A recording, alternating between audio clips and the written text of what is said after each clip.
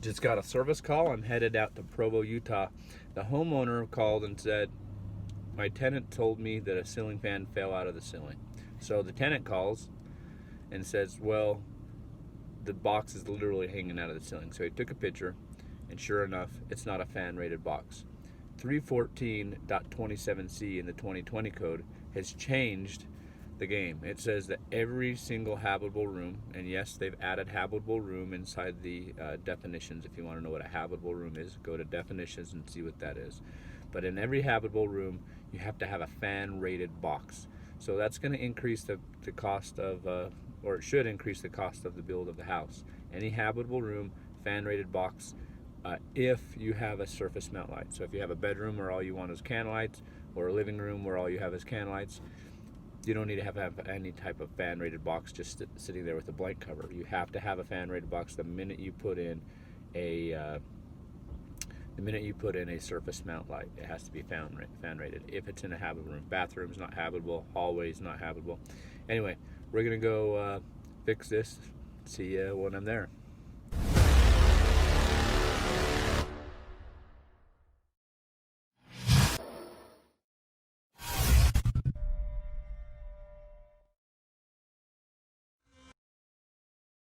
So I'm here. I stopped at the parts store. I know a lot of guys do not like these fan boxes but these are the ones when I show up. Generally I can use these because there's all different types of fan boxes for different types of situations. To drive to the house, to look at it, and to see the situation, and then to go get parts and then come back. It takes a while, so I always stop and grab one of these. I do have a pancake box in the back of the truck that's a fan rated one just in case. I haven't had to use it. I bought it a while ago, and it's in the back of the truck. So I'm going to go in, see if I can record the video in their home and change out the fan and replace it with this. So also know that that your fan is not going to be found in 420 or in 210.70 in the code book. A lot of people like myself for a while thought that it was considered a light fixture or a luminaire.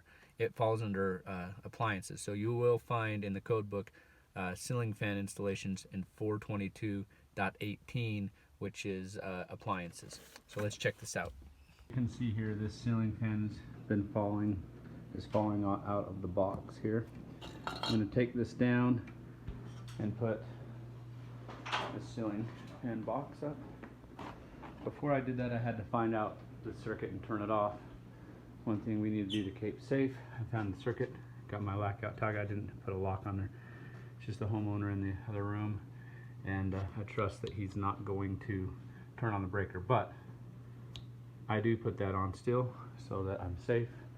There has been plenty of instances over the years where somebody just flips on a breaker while I'm working on it, whether it's a homeowner or on a construction site.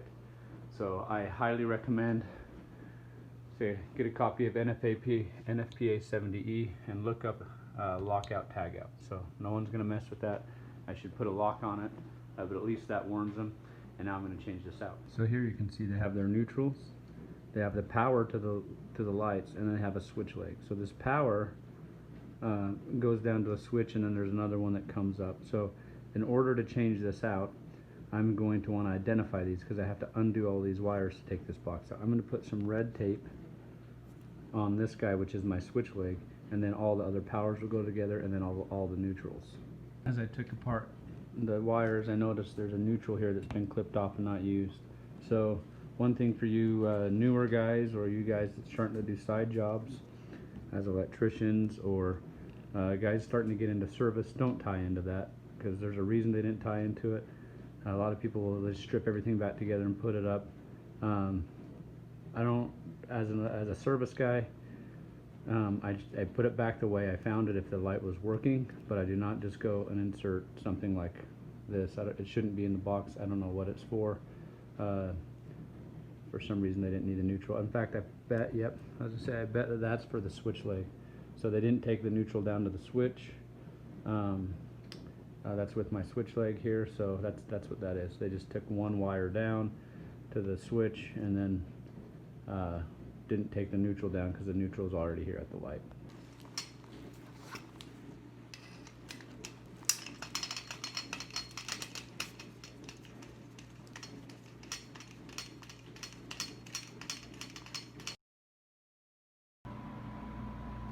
So box is in. This is the new box.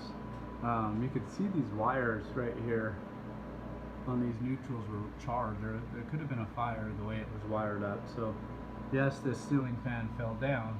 It was probably a good thing because of how it was wired. We were having some arcing and some issues there. So that's now up. It's sturdy. You can see these bolts here. They'll hang up the light. This is why you need a fan rated box to hold a fan. It's meant to hold a fan to the structure. You're not using little grabber screws like on the last box that were snapped. You use these two big guys right here. I've got some pigtails in my hands. I'm going to put on these. I'm going to ground it, put a pigtail on the ground, ground it to the box, and hang this box back up. So you see I got the new fan up. From the old fan falling, it ruined the sheetrock there. As I was taking the box out, it just crumbled out and fell. So we'll have to call their landlord and have them fix that. But now, before we test it, we come back over here, take off our lockout tag out, turn on the breaker. There you go. It works. And it's up and it's stable. We can circulate some air and these guys can be happy and safe. So look up your codes, 314.27C in the 2020 and in the 2017. And then also look up 420.18 in the code book. Have a great one and stay relevant in the code. If you don't know why you're doing what you're doing, then you're just an electrical installer.